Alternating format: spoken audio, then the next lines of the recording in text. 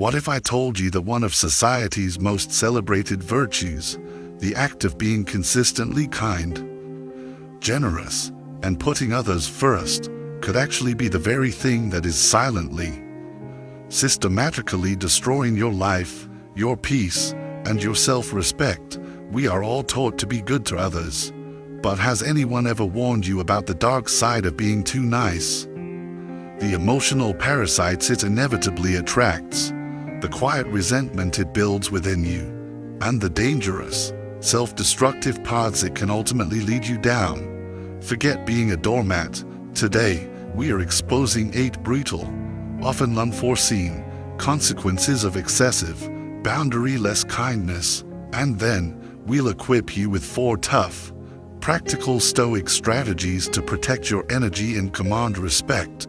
This is your essential guide to powerful, wise kindness. Let's begin. Sometimes the people who end up hurting you the most don't come with a clear warning label. They don't arrive with horns and a pitchfork. No, they often come with a warm hug, a friendly smile, maybe even a shared family photo from 20 years ago. They might ask you how you've been, right after completely draining your energy. They might say, "I love you," right before crossing your boundaries. Yet again, and you often let it slide. Not because you're weak, but because you, like so many of us, were raised to confuse love with endurance, and kindness with a lack of personal needs. But here's the fundamental Stoic truth you need to hear today. Being a good person does not mean being a doormat. And unconditional love absolutely does not mean unconditional tolerance for disrespect or damaging behavior. There are behaviors that definitively cross the line, even if, and sometimes especially if, they come from your own blood. In this video, we'll explore 8 specific bad things that can happen to you if you are consistently too nice. And after we've laid that groundwork, we will explore 4 tough, practical ways to keep people from taking advantage of you.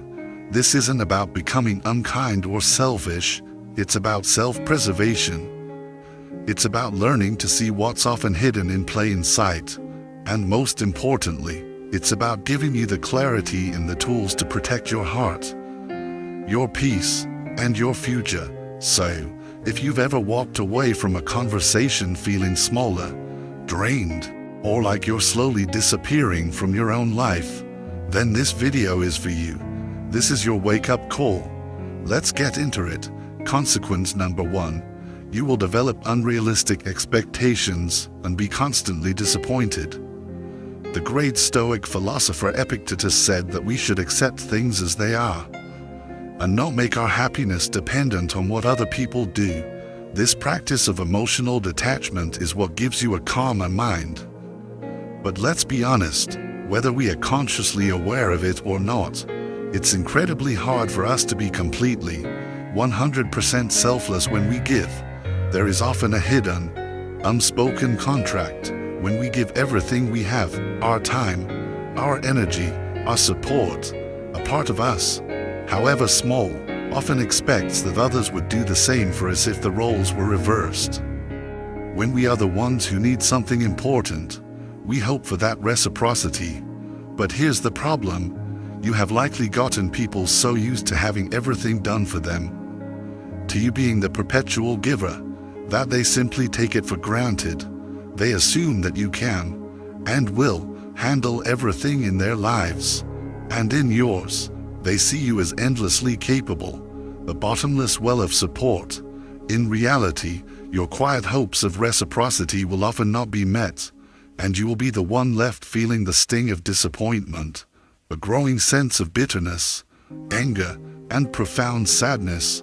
And if we look at it with brutal, Stoic objectivity, are those people truly letting you down, or are they simply doing what you should have been doing all along, taking care of their own tasks and prioritizing their own well-being?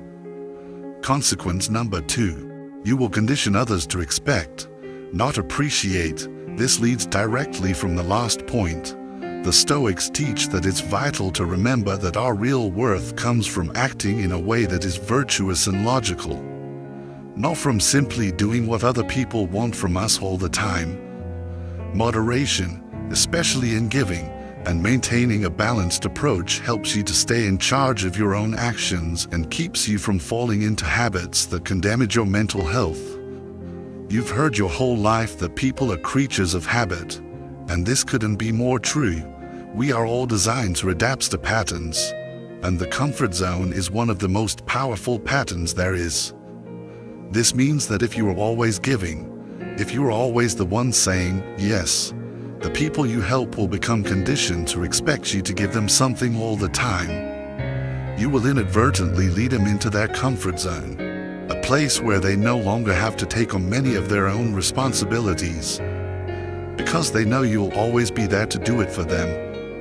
If you don't value yourself enough to set a limit, no one else is likely to look you in the eyes and tell you to think more about yourself. At least, don't expect this kind of protective empathy from the very people you are enabling, because for them to do so would mean stepping out of their own comfort zone. And that's a change that would cost them something. Consequence number 3, you will unconsciously abandon your own goals. The Stoics were clear: it is essential to live by reason and virtue, to set healthy limits, and to put our own duties and responsibilities first if we want to maintain our inner balance and not sacrifice our identity and well-being for the sake of others. Think about it. If you consistently put everyone else's needs and projects before your own, you may eventually end up running away from something deep inside yourself, something that hurts, or something that scares you. How do you truly feel when you spend a weekend completely alone? Or when you come home every day to an empty house? If you find yourself constantly busy, doing things for everyone else, could it be because you want to escape from the difficult work of facing yourself? If so, the eventual blow will be twice as hard, because on the one hand, you will have to face yourself sooner or later. There is no escaping it. And on the other, your own bad mood, your own sense of unfulfillment, will only get worse as you continue to prioritize other people's needs before your own. Remember this: self-care is one of the most important, non-negotiable parts of a healthy, virtuous life. You cannot effectively pour from an empty cup. Before you can truly, sustainably help others to feel better, you need to first make sure that you are happy, that you are well rested, that you are well cared for. You should never feel obligated to give someone your last piece of chocolate unless you have first truly enjoyed one yourself. Similarly, you shouldn't offer to spend your entire weekend cleaning a friend's house if your own is in disarray. The rest of the world, and their needs, must come after you have secured your own foundation. Consequence number 4, people will perceive you as weak and treat you that way. Stoicism powerfully tells us to work on being strong and in charge of ourselves. By setting clear limits and practicing self-discipline, we can show others that we are committed to our own responsibilities and ideals, thereby earning their genuine respect instead of being seen as weak or easily manipulated. If you help other people too much, too often, without any boundaries, over time you might be making the exact opposite impression you intend. When you don't set firm limits, people can start to see you not as kind, but as weak, just like the person who never opposes their boss, who always says yes to more work. You can become the person that others come to, simply to get rid of their own responsibilities, precisely because they know you won't say no.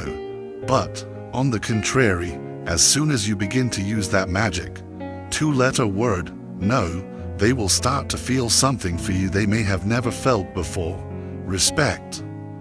It's a profound shift. Consequence number 5, you will become a magnet for takers, not givers. This is a crucial point. With a patient, discerning judgment, we can build relationships that are real and genuinely good for both parties. But people often come into our lives because their energies match up with our own. That is to say, if we are constantly operating from a place of depletion, of feeling used and resentful, If we vibrate low, so to speak, we will inevitably attract people who are also negative, depressed, or who have dark souls and perhaps even want to hurt us. When our own vibrations are high, on the other hand, when we feel full, purposeful, and self-respecting, we naturally draw in people who are also full of good energy, kindness, excitement, and joy. Because of this, when we give to everyone indiscriminately, when we say yes to every request, we can lose so much of our own energy that we begin to operate on a low, depleted frequency. This makes needy people, emotional vampires, and opportunists feel magnetically drawn to us. They sense an easy source of supply. These are the people who don't even want to help in return. They only want to take what they can from you and then leave, often without so much as a thank you. Consequence number 6, you risk developing your own vices. The Stoics taught people to be calm and in charge of themselves. Self-discipline, particularly in the act of giving, keeps us from getting stuck in bad, self-destructive habits and allows us to maintain a good, healthy relationship with our own actions and choices. When a sense of shortage, of being constantly drained and unappreciated, becomes a regular part of our lives, the psychological need for something to fill that void, some form of comfort or escape, grows stronger and stronger, and that deep, unmet need is often the most fertile ground for addiction to take root. So one day, someone close to you, or even you yourself, might notice that you've started to drink too much, and not just on special occasions. And it's not just a casual drink to unwind. Someone who truly cares about you, a close friend or family member, might notice that you're drinking a bit too much, maybe eating too much, or even gambling too much. They might try to tell you, but your first instinct, clouded by the resentment of being drained, maybe to get mad at them, to tell them, I don't have any problems. But this is often how people act when they are so caught up in solving everyone else's problems that they can't see they have a massive one of their own. Always remember that the people who genuinely care about you want what's best for you. So pay close attention when they voice a concern, because they're often trying to help you stop falling and to find your way forward again. This leads us to the 7th consequence. You will be met with suspicion, not gratitude. This is one of the most painful and confusing paradoxes of being too nice. No matter how much we'd like things to be different, the hard truth is that there aren't that many genuinely, unconditionally kind people in the world, operating without some hidden agenda. So, when you are one of them, when you are authentically generous with your time and energy, people can often become suspicious of you instead of being impressed or thankful. It won't be long before your boundless kindness makes certain people wonder, what's really going on with you? What are your secret plans that you're not telling anyone about? Now, this could mean you've simply encountered a group of cynical or suspicious people. But it's more likely that they're just being brutally honest about their own experience of the world. In their experience, people who try to help them much are often hiding manipulative plans. And so they believe it's best to stay away from them and refuse the very help you're offering. Your pure kindness is so rare that it becomes suspect. And the final and most devastating consequence of all, number 8, you will ultimately betray yourself. This is the ultimate cost of boundary-less giving. You will make other people think twice about your motives, and you will become a magnet for emotional takers. But all of that pales in comparison to the quiet, internal damage. By constantly placing the needs of others before your own, you are sending a powerful, daily message to the most important person in your life, yourself. And that message is, you do not matter. That is a betrayal far deeper than any that another person can inflict upon you. But here is the good news. Now that we have laid bare the dangers, we can begin to build the defenses. It is time to stop people from taking advantage of you, not by becoming unkind, But by becoming wise, let's explore the 4 tough, practical strategies to do just that. Strategy number 1, master your inner barometer. Pay attention to how you feel. This strategy is based on the core Stoic idea of profound self-awareness. You must learn to pay close, honest attention to how you truly feel. The Stoics thought it was absolutely essential to regularly reflect on yourself to understand your own feelings, your wants, and your motivations. By paying keen attention to your emotional and physical state, you can clearly tell if you're giving too much and wearing yourself out. This awareness is your internal alarm system, and it lets you recalibrate, change your focus, and find a healthy balance. Ask yourself this simple question: how does it really make me feel to help this particular person or to say yes to this particular request? Honestly thinking about yourself and putting your own well-being first is such a profoundly kind thing to do for yourself that you should feel like you're walking on clouds when you do it. So, if instead you consistently feel overly busy, chronically tired, deeply angry, resentful, or used after helping someone, it's time to listen to that signal. If something you don't have to do is making you feel so bad, you shouldn't lie to yourself about it. Instead, bravely find out how the help you're giving is truly affecting your own health and peace. Strategy number 2, don't be afraid of the word no. Following the powerful lessons of the Stoics, you must realize that your time and your energy are your most precious, non-renewable resources. They absolutely need to be used in a balanced and wise way. True self-control can be most powerfully shown by your ability to calmly, respectfully, and firmly say no when you feel too busy, overextended, or when a request is fundamentally unfair. Now, for many of us, the word no can make us feel uncomfortable. It can bring up feelings of guilt or a fear of disappointing others. But if we don't learn to wield this simple, powerful word when someone wants more from us than we can sustainably give, then negativity, resentment, and pessimism will inevitably take over our lives.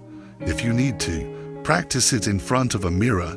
Tell yourself out loud that saying no is the only way to regain your freedom, to protect your peace, and to avoid unnecessary risks to your own well-being. Strategy number 3, schedule and protect your own time. Following the Stoic values of self-discipline and profound self-respect, it is absolutely essential to give yourself dedicated time and space to take care of yourself. Do what you truly like, what recharges your soul.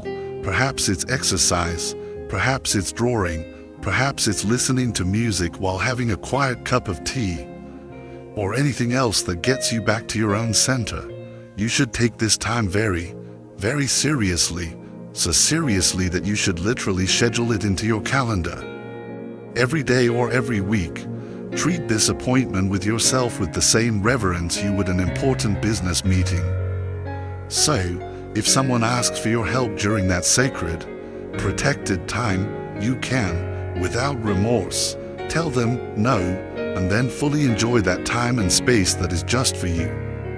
If you don't want to be so direct, you can always offer to help at a different, more convenient time for you, but make it clear that you will only be able to help for a specific, limited amount of time because you have other important things to do, namely, living your own life. Strategy number 4, identify energy vampires and distance yourself from them. Following the Stoic principles of self-discipline and profound wisdom, it's incredibly important to learn to recognize which relationships in your life are good for you, and which ones consistently drain you mentally and emotionally.